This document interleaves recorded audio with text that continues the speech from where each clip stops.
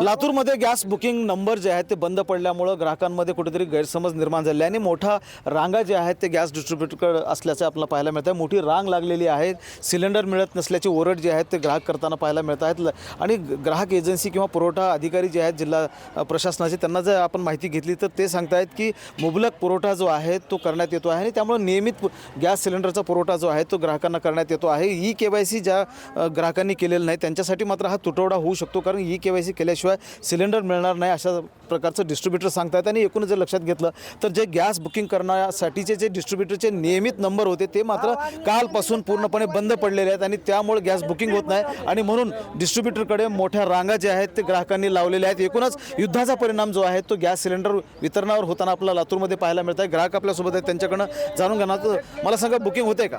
Booking होत नाही। जे एजन्सीचा जी नंबर आहे दरवेळेसचा बुकिंग करायचा ते बुकिंग नंबर 2 दिवसापासून ट्राय करतोय, बुकिंग कोणच लागत नाही। त्या संदर्भात मी एजन्सीला आता भेट दिली पण त्यांनी म्हणले नंबर बंद आहेत, आम्ही तुम्हाला दुसरा नंबर देतो, जेव्हा व्हॉट्सअप तुम्ही त्यांना मेसेज करा, नंतर तुमचा बुक नंबर होईल।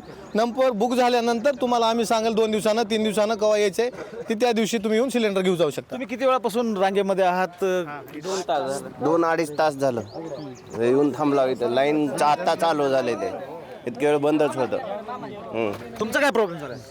सर, बुकिंग केल्याच्या नंतरनं ई KYC असूनसुद्धा 4 दिवसाच्या किंवा 5 दिवसाच्या नंतरनं गॅस भेटतो। एकतर घरी डिलिव्हरी होत नाही, इथं पण आल्यानंतर 4 दिवसाच्या नंतरनं गॅस भेटतो। म्हणजे मुबलक पुरवठा आहे असं प्रशासन सांगत आहे, गॅस एजन्सीवाले सांगत आहेत, मात्र सिलेंडर जे आहे ते ग्राहकांना वेळेमध्ये पोहोचवलं जात नाही आणि त्यामुळं मोठा गैरसमज जो आहे तो ग्राहकांमध्ये झालेला आहे। बुकिंगचे जे नंबर्स आहेत ते देखील बंद करण्यात आलेले आहेत, व्हॉट्सॲप करून बुकिंग करावं लागतं आहे आणि म्हणून त्यामुळं आपण पाहू शकतो अशा पद्धतीनं मोठी गर्दी जी आहे ते गॅस सिलेंडर एजन्सीवर झालेली आहे आणि आपण पाहू शकतो अशा पद्धतीनं मोठ्या रांगा ज्या आहेत त्या ग्राहकांनी लावलेल्या आपल्याला पाहायला मिळत आहेत। एकूणच लातूरमध्ये गॅस सिलेंडरची बुकिंग जी आहे ते पूर्णपणे बंद झालेली आहे आणि त्यामुळं वितरणावर मोठा परिणाम जो आहे तो पाहायला मिळतो आहे।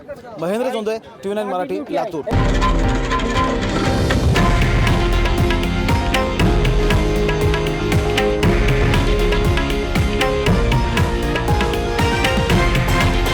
हे आहे देशातील नंबर 1 न्यूज नेटवर्क आणि आपण पाहत आहात TV9 मराठी, एकमेव।